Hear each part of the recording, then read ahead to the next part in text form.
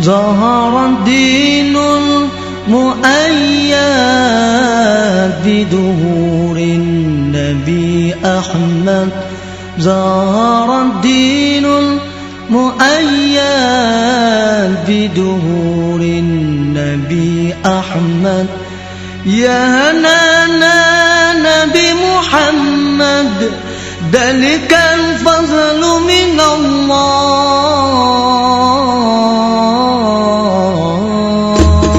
يا نانا يا نانا يا نانا يا نانا. I'd like to say thank you for coming here, and my name is Puya, so I'm a student drama, and I come from Iran, not Iraq. Iran, the old name Persia. So I come from a religious family. My family are Muslim, but I born as a Muslim, but I didn't want to born as a Muslim because, so as a family I born, but still I haven't accepted Islam because of some certain points. My main question was about the time, like Asian time, back to the 1,000 years ago, when the time the Islam come to my country and we became a Muslim. So as I read in the history and those kind of stuff, I found it out that the Arab countries, so they attacked my country and they invade my country and they brought Islam by force without my king accepted. So Persia was the old country and it was the most civilized country from the ancient time until now. We believe a real God, we were worshipping a real God, and our religion was Zarathustra. So he was a prophet also. So we believe in good deeds, good thought, good words. So even Cyrus the Great, he was the king of the world and he was doing a lot of good things. Even some people, they was confused that they called him Masih. He was doing many good things, but he was never said, I'm a prophet, I'm a God. But even though that king, when he attacked the other country, he never killed a civilian, he never raped a woman, and he never made them to change the religion. Even somebody was worshipping a cow, he respect for them, even though he was worshipping a real God. He could make them to worship also same as what is worshipping. But in the Islam way, if you're going to promote your religion, doesn't mean that you have to force it to somebody else or you have to make them to accept that religion, because human being means freedom. So anyone, they should have a right, human rights. So maybe those people, they didn't want that religion, so why they have to attack and to bring it by force? That was the main question that make my heart a bit to make me to my belief go down. So brother, are you Parsi? Pardon? Yeah, I'm from Fars. Are you a Parsi? You mean Farsi? Are you a Parsi? Are you a Zoroastrian? No, I'm not following any religion. You don't belong to any religion. I don't believe. But you said your parents were? My parents are Muslim, but because of this confusion and stuff, I never try to follow the religion. I just believe in real God and doing the good things. So you believe in real God and good things. What are the good things? Where do you get the good things from? Good things like I don't harm the others. Whatever I'm doing, not try to harm the others. That's the first thing.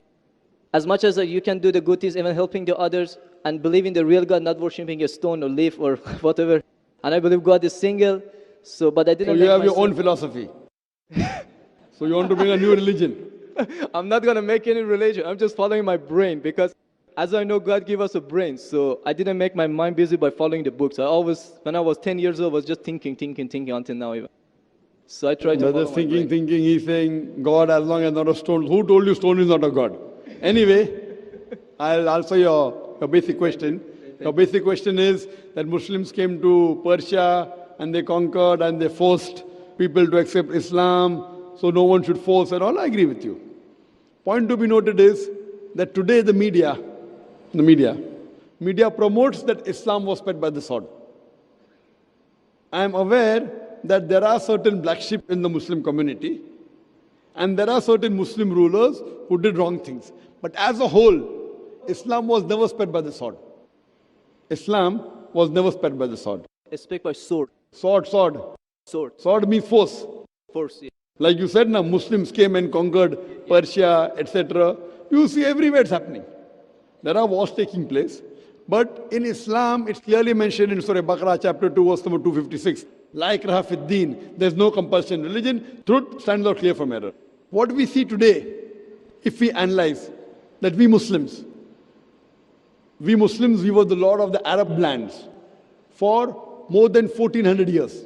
For the past 1400 years, the Muslims were the lord of the Arab lands. For a few years, the Britishers came. For a few years, the French came. But overall, the Muslims were the rulers of the Arab land. Yet today, there are more than 9 million Christians who are Coptic Christians. That means they are Christians since generation. If the Muslims wanted, they could have forced each and every non-Muslim to accept Islam at the point of the sword in the Arab land.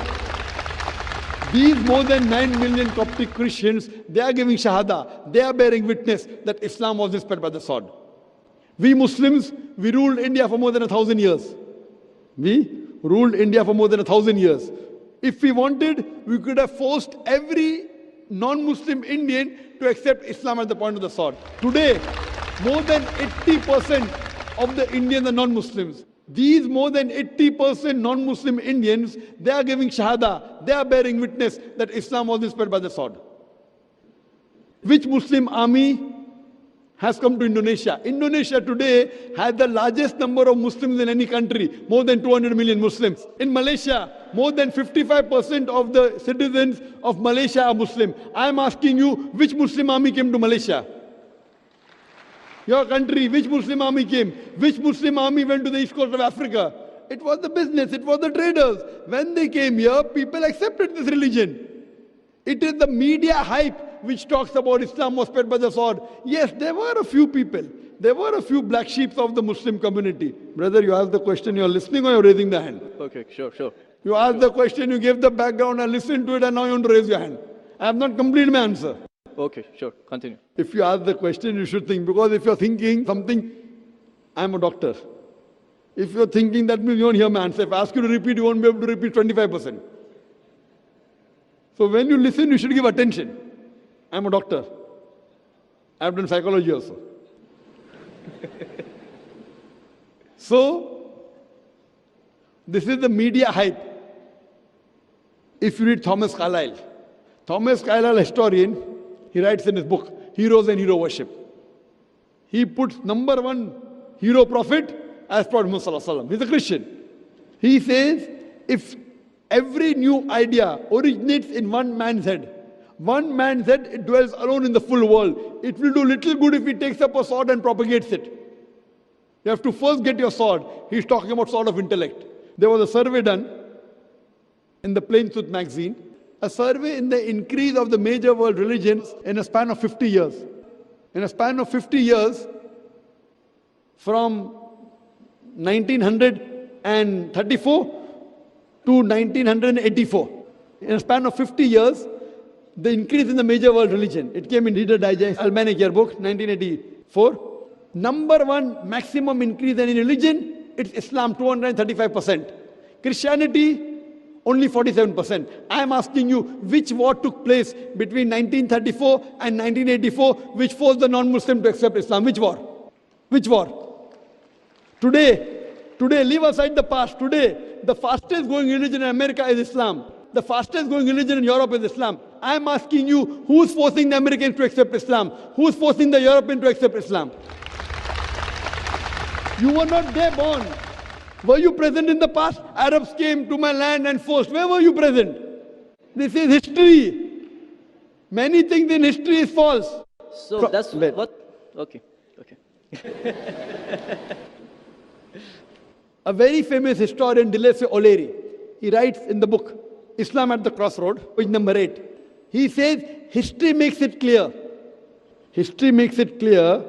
that the legend of fanatical Muslims sweeping across the world, forcing Islam at the point of the sword, is the most fantastic, absurd myth that historians ever repeated. Who says that? Dilese O'Leary. History makes it clear that the legend of fanatical Muslims forcing Islam at the point of the sword over conquered races is the most fantastic, absurd myth that historians ever repeated. This is just in the media today. Muslim terrorist.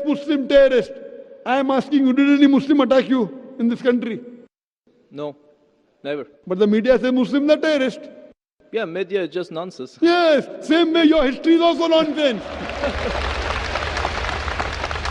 When media is nonsense, the history is also nonsense. Some is correct, some is wrong. That's the reason, if you hear the answer, I would like to end my answer with the quotation of Dr. Adam Pearson.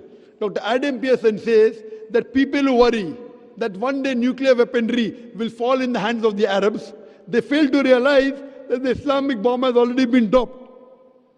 The bomb of peace, it fell the day Prophet Muhammad, peace be upon him, was born. Good. Thank you, doctor, for your answer. But the point is, I didn't get the right answer Media? because that's not media, that's history. And history is not something that can be written the false way, because if it be written the false way, it can be changed. But that was the true history in all over the world and is written every Brother, did you hear my quotation of Deleuze O'Leary? Can you repeat it? Repeat what? Repeat Deleuze O'Leary's quotation. I said it twice, not once, twice. Most of my answer was once. I said twice. Now repeat it. Repeat at least 50%. So what's the point of repeating that word? I want to know whether it went into your head or not. No, because that's what is in my head is, that is a history first thing. I am asking you, can you repeat the statement, the answer which I gave earlier? If you cannot repeat, that means it's useless me repeating the answer. You're not listening to me. You're thinking something. No, I'm listening to you. You're Can saying you repeat? that is media, that is false, Can you that's the repeat history. the statement of Deleuze O'Leary, a very famous historian? No, I can't. I'm saying it for third time. Listen. Listen to it and go behind the queue. Deleuze O'Leary says that history makes it clear the legend of fanatical Muslims forcing Islam at the point of the sword over conquered races is the most fantastic, absurd myth that historians have ever repeated. Deleuze O'Leary says history has been telling falsehood, and you're saying history, I believe in history. Deleuze O'Leary is saying that what history says that Muslims are forcing Islam at the point of the sword is the most fantastic myth that historians have repeated. So you have got influenced by the myth. So now think it's a myth and forget it and believe in the fact. The fact is you read the Quran, and inshallah I want you to revert to Islam. Revert back to the religion of your parents, inshallah. Okay. ذلك القدر من الله